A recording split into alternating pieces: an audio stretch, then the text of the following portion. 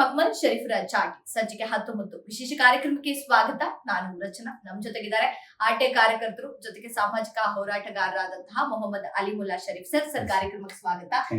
So ನೀವು last episode ಅಲ್ಲಿ ನನಗೊಂದ್ ರೀತಿಯಾಗಿ ನಿದ್ದೆನೂ ಮಾಡಕ್ ಬಿಟ್ಟಿಲ್ಲ, ಹಂಗ ಹೊಸ ಬಾಂಬ್ ಸಿಡಿಸ್ಬಿಟ್ರೆ. ಯಾಕಂದ್ರೆ ಒಂದಷ್ಟು ಹಗರಣಗಳ ಬಗ್ಗೆ ಒಂದಷ್ಟು ವಿಚಾರಗಳ ಬಗ್ಗೆ ನಾವು ಮಾತಾಡ್ತಾನೆ ಬಂದಿದೀವಿ. ಅದ್ರಲ್ಲೂ ಮುಖ್ಯವಾಗಿ ನೀವು ಯಾವ್ದೋ ಮದ್ದೂರಿನ ಕೆಸ್ತೂರು ಅಂತೆಲ್ಲ ಹೇಳ್ಬಿಟ್ಟು ಅಲ್ಲಿ ಮುಗಿಸ್ಬಿಟ್ರಿ. ನಾನು ಹೇಳ್ತೀನಿ ಇದನ್ ಮುಂದಿನ ದಿನಗಳಲ್ಲಿ ಅಂತ. ಏನದ ಇಶ್ಯೂ ಅಂತ ಮೇಡಮ್? ಅದು ಅಲ್ಹಮ್ದುಲಿಲ್ಲಾ ಹೇಳ್ತೀನಿ ಅದ್ರ ಬಗ್ಗೆ. ಅದರ ಮುಂಚೆ ಇವಾಗ ಇನ್ನೊಂದು ಸೀರಿಯಸ್ ನೋಟ್ ನಲ್ಲಿ ಇದೆ, ಒಂದು ಇಶ್ಯೂ ಇದೆ. ಸ್ವಲ್ಪ ಹೇಳಕ್ಕೆ ಇಷ್ಟಪಡ್ತಾ ಇದ್ದೀನಿ. ಬಿಕಾಸ್ ಇದು ಬಡವ್ರ ಪರವಾಗಿ, ಬಡವ್ರ ಪರವಾಗಿ, ಬಡವ್ರದ್ದು ಎಜುಕೇಶನ್, ಹೆಲ್ತ್ ಪ್ಲಾನ್, ಅದರ ಬಗ್ಗೆ. ಬಿಕಾಸ್ ಇದು ಬಹಳ ರೀತಿಯಿಂದ ನಾನು ರಿಕ್ವೆಸ್ಟ್ ಮಾಡ್ಕೊಳ್ತಾ ಇದ್ದೀನಿ, ಯಾರು ಕೇಳೋರಿಲ್ಲ. ಅದಕ್ಕೆ ಸ್ವಲ್ಪ ಇನ್ನೊಂದ್ಸಲಿ ನಾನು ಹೇಳಕ್ ಬಯಸ್ತೀನಿ. ಇವಾಗ ಏನಿದೆ ಅಂದ್ರೆ, ಮೈಸೂರಿನಲ್ಲಿ ಸುಮಾರು ನಾನು ಹೇಳ್ದಂಗಿಲ್ಲ, ಪೇಪರ್ ತೋರ್ಸಂಗೆ 60 ಕಮಿಟಿಗಳು ಇದೆ. ವಕ್ಫ್ ಬೋರ್ಡ್ದು ಮೈಸೂರು ಸಿಟಿಗೆ 60 ಕಮಿಟಿಗಳಿದೆ. ಈ 60 ಕಮಿಟಿ ಮೇಜರ್ ಇನ್ಸ್ಟಿಟ್ಯೂಷನ್ ಇದೆ. ಕಾನೂನು ಪ್ರಕಾರ, ಈ ಪೇಪರ್ ಪ್ರಕಾರ ಇದು 60 ಮೇಜರ್ ಇದೆ. ಮೇಜರ್ ಅಂತ ಹೇಳಿದ್ರೆ ಇವ್ರದ್ದು ಆದಾಯ more than 1 lakhs per year. ಕೇಳ್ಕೊಳ್ಳಿ, ಸೀರಿಯಸ್ ನೋಟ್ ಆಗಿ ಸ್ವಲ್ಪ ಎಲ್ಲ ಕೇಳಿ. 1 lakh ಇಂದ ಮೇಲೆ ಒಬ್ಬರಿಗೆ, ಎಲ್ಲರಿಗೂ ಇಲ್ಲ, ಒಬ್ಬರಿಗೆ 1 lakh ಇಂದ ಮೇಲೆ ಎಲ್ಲೋ ಗಂಟ ಇದೆ. ಸುಮಾರು 90 ಲಕ್ಷ ಗಂಟನೂ ಇದೆ. 1 lakh ಇಂದ 90 lakhs ಗಂಟ ಇದೆ. Full 60 committees. ಈ 60 ಕಮಿಟಿನವ್ರಿಗೆ ಒಂದು ಸರ್ಕ್ಯುಲರ್ ಇರ್ತದೆ. ಇದೆಲ್ಲ ತೋರಿಸ್ತಾ ಇರೋದು ಮೈಸೂರು ಅಂತ ಇಲ್ಲ, ಇದು ಪೂರ್ತಿ ಸ್ಟೇಟ್ಗೆ. ಯಾವ್ದಕ್ಕೆ? ಪೂರ್ತಿ ಸ್ಟೇಟ್ಗೆ. ಈ ಸರ್ಕ್ಯುಲರ್ ಅನ್ನ ಒಂದು ಸರ್ಕ್ಯುಲರ್ ಇರ್ತದೆ 2022 ನಲ್ಲಿ.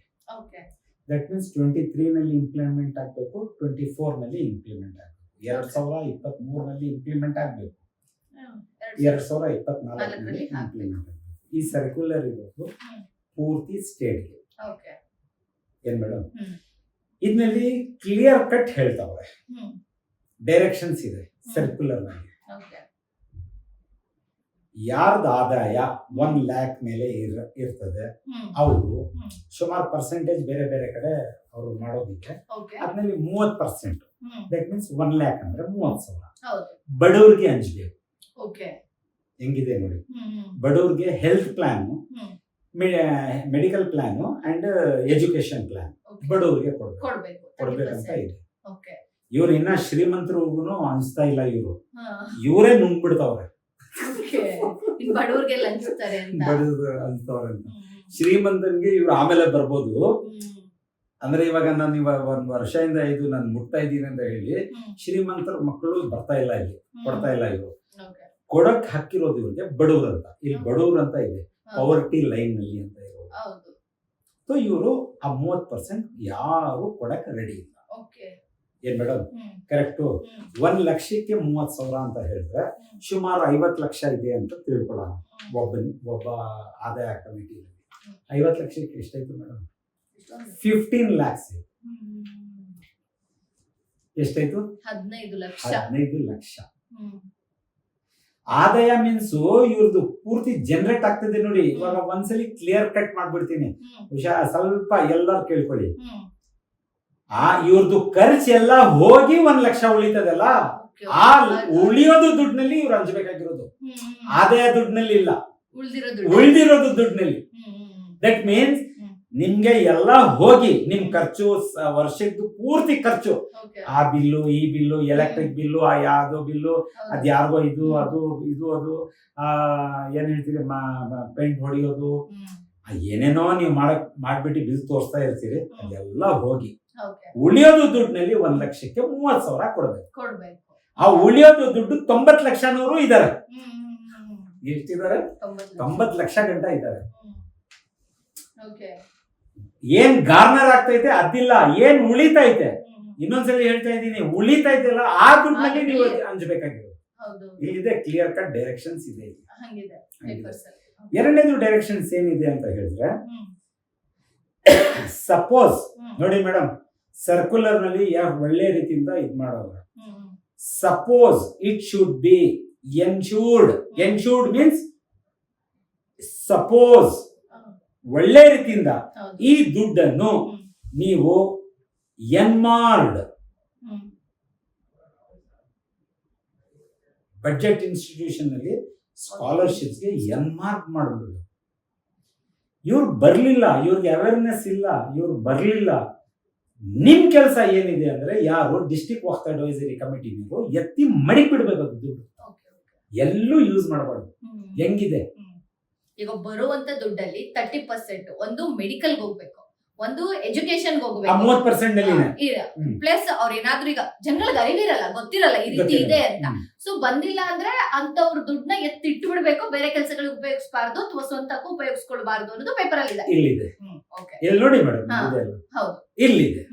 ಇಫ್ ಸಪೋಸ್ ಅದರ ಮೇಲೆ ಇಫ್ ಸಪೋಸ್ ದಿಸ್ instructions, ಇಲ್ಲಿ ನೋಡಿ madam, this instruction should be followed circularly. The waqf officer who fails to comply with these instructions will be dealt seriously in accordance with law. ಕಾನೂನ್ ಪರ ಇವ್ರ ಅಕಸ್ಮಾತ್ ಯಾರು ವಕ್ಫ್ officer, ಕಾನೂನ್ ಪರ ಲಾ ಪರ ಅಕಸ್ಮಾತ್ ನೀವು ಮಾಡ್ಲಿಲ್ಲ ಅಂದ್ರೆ, ಇದು ಇಂಪ್ಲಿಮೆಂಟೇಶನ್ ಮಾಡ್ಲಿಲ್ಲ ಅಂದ್ರೆ ನಿಮ್ಗೆ ಕಾನೂನ್ ಪರ ನಿಮ್ಗೆ you will be held guilty. ಹೆಂಗಿದೆ ಇದು? ಅಷ್ಟನ್ನ ಇವ್ರು ಮಾಡಿಲ್ಲ ಅಂದ್ರೆ ಅವ್ರ ವಿರುದ್ಧ ಕಾನೂನು ಕ್ರಮ ಕೈಗೊಳ್ಳಬಹುದು. ಯಾರು ಕಮಿಟಿಗಳು ಮಾಡಲಿಲ್ಲ ಅಂದ್ರೆ ಯು ಆರ್ ರೆಸ್ಪಾನ್ಸಿಬಲ್. ಯಾರು ಆಫೀಸರ್ ಇದ್ದಾರೆ ಅವರ ರೆಸ್ಪಾನ್ಸಿಬಲ್ ಅನ್ನೋದು ಪೇಪರ್ ಅಲ್ಲಿ ಬರ್ದಿದ್ದಾರೆ. Correct madam, correct. ಇವಾಗ ಇದ್ಯಾರು ನೋಡೋರು, ಈ ಪರ ಇವ್ರು ಮಾಡ್ತಾ ಇಲ್ಲ ಅಂತ ನೋಡೋರು ಯಾರು? ಮೇನ್ ಪ್ರಾಬ್ಲಮ್ ಅಲ್ಲಿ ಪ್ರಾಬ್ಲಮ್ ಅಲ್ಲಿಂದನೇ ಹುಟ್ಟಾಕಿರೋದು, ಪ್ರಾಬ್ಲಮ್ ಈಗ ಅಲ್ಲಿಗೆ ಹೋಗ್ತಾ ಇರೋದು ಕೂಡ ಅವರು. ಈಗ ಆ ಪ್ರಾಬ್ಲಮ್ಗೆ ಸೊಲ್ಯೂಷನ್ ಈಗ ಇದನ್ನೆಲ್ಲ ಕಂಡಿಡಿದವ್ರು ಯಾರು ಇಲ್ಲ ಅಂತ ಅಂದ್ರೆ 30% ಅವ್ರುಗಳೇ ತಿನ್ಕೊಂಡು ಬಡವರಾಗೇ ಇರ್ತಾ ಇದ್ದಾರೆ, ಶ್ರೀಮಂತರಾಗೇ ಹೋಗ್ತಾ ಇದ್ದಾರೆ. ಒಳ್ಳೆ ಕ್ವಶನ್ ನಿಮ್ದು. ಅಲ್ಲಿ ನೋಡೋರು ಯಾರು? ಹೋದ್ ವರ್ಷ nominated member of the board who is our MLA from NR constituency, mister Tanveer Sait saab, ಇವರೇ ನಿಂತ್ಕೊಂಡು ಒಂದು ಮೀಡಿಯಾನಲ್ಲಿ ಬಂದು ಕಮೆಂಟ್ ಕೊಟ್ಟಿರ್ತಾರೆ, ಇವರು ಇಂಪ್ಲಿಮೆಂಟ್ ಮಾಡ್ತಾ ಇಲ್ಲ ಅಂತ. ಈ ಸರ್ಕ್ಯುಲರ್ ಇಂಪ್ಲಿಮೆಂಟ್ ಮಾಡ್ತಾ ಇಲ್ಲ ಅಂತ ಹೇಳಿ ನಾನು ಅಲ್ಲಿಗೆ ಇವ್ರಿಗೆ ಕ್ವಶನ್ ಕೇಳಿರ್ತೀನಿ ಸುಮಾರು ದಿವಸ. ಬೇರೆ ನೀವು ಮೀಡಿಯಾನಲ್ಲಿ ಬಂದು ಹೇಳಿರ್ತೀರಿ ಇಲ್ಲ, whatever kind of action you have taken, ತಗೋಬೇಕಾಗಿರೋದು ಅವರೇ he is a nominated member from community ಇಲ್ಲ, ಈ ಕಡೆನವರು ಅಲ್ಲಿ ಇಬ್ರು ಇರ್ಬೇಕು, ಕಮ್ಯುನಿಟಿಗೆ ನಾಮಿನೇಟೆಡ್ MLAs ಇರ್ಬೇಕು. One our MLA, one Kaneez Fatima from Gulbarga, ಇವ್ರಿಬ್ರು. ಇದೆಲ್ಲ ಇಶ್ಯೂ ಇವ್ರು ನೋಡೋರು ಯಾರು ನೋಡ್ತಾರೆ? ನಾವು ನೋಡ್ಬೇಕಾಗಿರ್ತದೆ. ಯಾರು ನೋಡಲ್ಲ, ನೀವೇ ನೋಡ್ಬೇಕಾಗಿರೋದು. ನೀವು ಆ ಪರ ನಿಂತ್ಕೊಂಡು ನೀವು ಹೇಳಿದಿರಲ್ಲ, they are not complying this instructions ಅಂತ, ಅಷ್ಟು ಹೇಳ್ಬಿಟ್ಟು ಹೋಗಿ ಸುಮ್ಮನೆ ಬಿಡ್ತೀರಿ. Only for publicity. ಏನ್ ಆಕ್ಷನ್ ಟೇಕನ್ ರಿಪೋರ್ಟ್ ನಿಮ್ ಕಡೆಯಿಂದ ಆಗೈತೆ ಅಂತ ಕೇಳಿದ್ರೆ ಉತ್ತರನೇ ಕೊಡಲ್ಲ. So why this use of paper? Just throw in the dustbin. Paper ಅಲ್ಲಿ ಒಂದು ಕೆಲಸ ಇದೆಲ್ಲ ನೀವು ಜನಕ್ಕೆ ಯಾಮರ್ಸಕ್ಕೆ ನೀವು ಇದೆಲ್ಲ ಮಾಡ್ಕೊಂಡು ಏನ್ ಮಾಡ್ತಾ ಇದ್ರಿ ಹೇಳಿ ಮೇಡಮ್? ಇವಾಗ ಹಿಂಗ್ ಹೇಳಿದ್ರೆ ಹಿಂಗ್ ಹೇಳ್ಬೇಕಾಗಿರ್ತದೆ. It is our right. ಇದು ಇಂಪ್ಲಿಮೆಂಟ್ ಆಗ್ಲಿಲ್ಲ ಅಂದ್ರೆ 2 ವರ್ಷ ಆಯ್ತು. 2 ವರ್ಷ ಆಗೈತೆ. 3 ವರ್ಷ ಹಿಂದ್ಗಡೆ ರೆಡಿ ಆಗಿರೋದು, 2 ವರ್ಷ ನೀವು ಇಂಪ್ಲಿಮೆಂಟ್ ಮಾಡ್ಬೇಕಾಗಿತ್ತು. ಆ ಬಡವರು ಬೀದಿ ಪಾಲ ಆಗ್ಬಿಟ್ಟವ್ರೆ. ಒಳ್ಳೆ ನೀವೊಂದು ಕ್ವಶನ್ ಮಧ್ಯ ಹೇಳ್ಬಿಟ್ಟಿದ್ದೀರಿ. ಇವಾಗ ನಾನು ಅಂಜುಮನೆ ಇತಿಹಾದ ಇಸ್ಲಾಂ ಪರ ಹೇಳ್ತಾ ಇರ್ತೀನಿಲ್ಲ, ಅಲ್ಲೊಂದು ಸ್ಕೂಲ್ ನಡೀತಾ ಇದೆ, ಮೆಜೆಸ್ಟಿಕ್ ಪ್ರೈಮರಿ ಸ್ಕೂಲ್.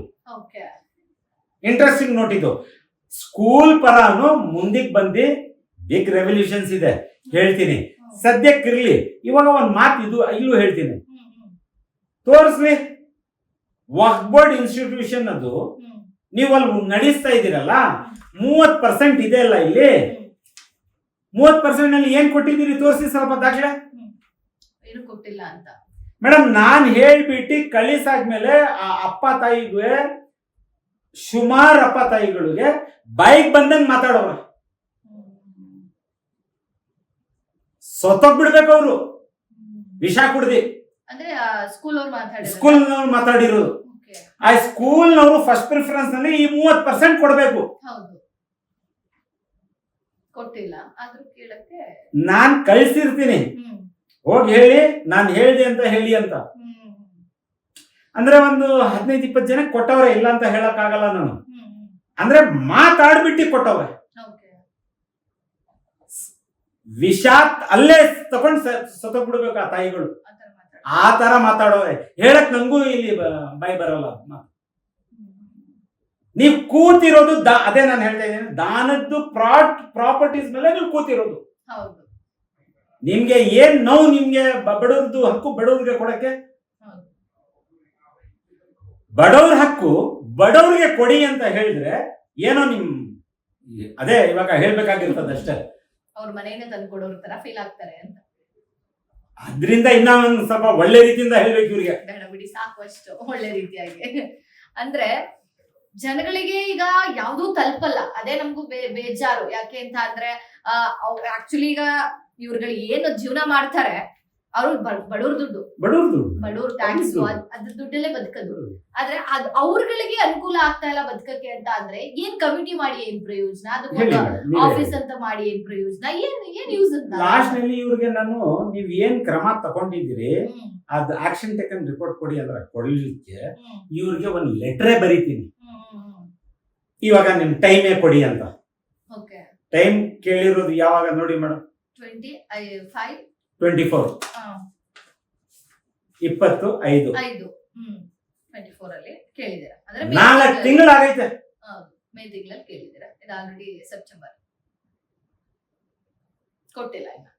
ಅದೇನ್ ನೀವು ಅದೇ ಇವಾಗ ಆಚೆ ಹೋಗಿ ಮಾತಾಡ್ಬೇಕಾಗಿರ್ತದೆ. 4 ತಿಂಗಳಿಗೆ ನೀವು ಕೂತ್ಕೊಳ್ಳಿಲ್ಲ ಅಂದ್ರೆ ನಮ್ಗೆ ಇವಾಗ ನಿಮ್ ಇಂಟೆನ್ಷನ್ಸ್ ಬಗ್ಗೆ ಕ್ವಶನ್ಸ್ ಬಂದೇ ಬರ್ತದೆ. ನಾನು ಹೇಳಿರ್ತೀನಿ ನೋಡಿ ಮೇಡಮ್, ಆ ಸರ್ಕ್ಯುಲರ್ ಹಿಂಗಿದೆ, ಇದ್ರ ಬಗ್ಗೆ ಯಾರು ಕೇಳ್ತಾ ಇಲ್ಲ, ಮಾಡ್ತಾ ಇಲ್ಲ. ಸ್ವಲ್ಪ ನಿಮ್ ಪರ ನೀವು ಹೇಳಿದಿರಿ, ಆ ಸ್ಟೇಟ್ಮೆಂಟ್ ಅನ್ನು ಹೇಳಿದಿರಿ. ನಿಮ್ ಪರವಾಗಿ ಜನ ಪರವಾಗಿ ನಾನು ಕೂತ್ಕೊಂಡು ಮಾತಾಡೋದಿದೆ. ಯಾವ ರೀತಿಯಿಂದ ಹೆಂಗ್ ಹೋಗ್ತೀರಿ ನೀವು, ಯಾವ ರೀತಿಯಿಂದ ಏನ್ ಡೈರೆಕ್ಷನ್ ಕೊಡಕ್ ಸಿದ್ಧ ಇದ್ದೀರಿ ನೀವು ಅಂತ ಸಾಕು ಅಷ್ಟೇ. ಹಾಕೊಂಡು ಕೂತ್ಕೊಂಡ್ಬಿಡು, ರೆಸ್ಪಾನ್ಸೇ ಇಲ್ಲ. ಆಶ್ಚರ್ಯದು ಮಾತು ನೋಡಿ, ಸಿಇಒ ಬೆಂಗಳೂರಿಗೆ ಪರ್ಸನಲ್ ಆಗಿ ಭೇಟಿ ಮಾಡಿ ಕೊಡ್ತೀನಿ ಇವ್ರಿಗೆ.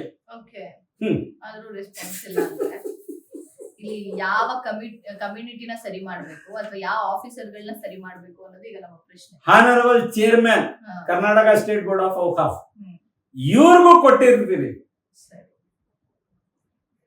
ಅಲ್ಲಿಂದನೂ ಏನು ರೆಸ್ಪಾನ್ಸ್ ಇಲ್ಲ ಮೇಡಮ್. ರೆಸ್ಪಾನ್ಸ್ ಆಗ್ತಾ ಇದ್ರೆ what are the developments of been taken, I would have told you. ಅದು ಏನಂತ ಇವ್ರ ಬಗ್ಗೆ ಅರ್ಥ ಮಾಡ್ಕೊಳ್ಳೋಣ. ಏನ್ ಇವರು ಎಲ್ಲರೂ ಯಾತಿಕೆ ಹಿಂಗ್ ಮಾಡ್ತಾವ್ರೆ.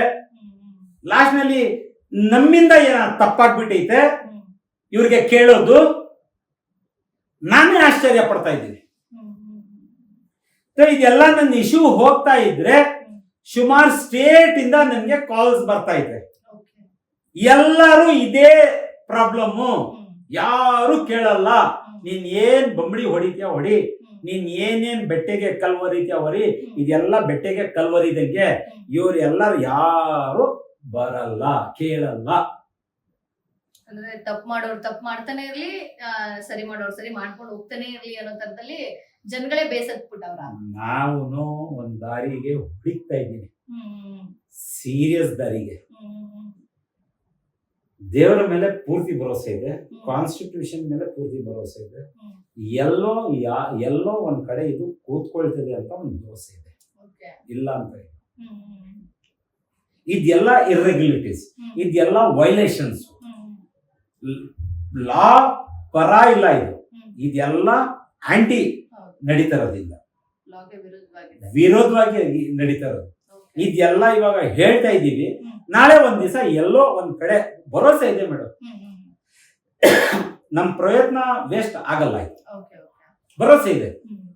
If I am not sincere, ನಾನು ತಪ್ಪಿನಲ್ಲಿ ಇರ್ತಾ ಇದ್ರೆ ನಾನು ಇಲ್ಲಿ ಗಂಟನೂ ಒಂದು ಅವಕಾಶ ಸಿಗ್ತಾ ಇರಲಿಲ್ಲ ನಿಮ್ ಪ್ಲಾಟ್ಫಾರ್ಮ್ ನಲ್ಲಿ ಕೂತ್ಕೊಳ್ಳಕ್ಕೆ. ಹೌದು.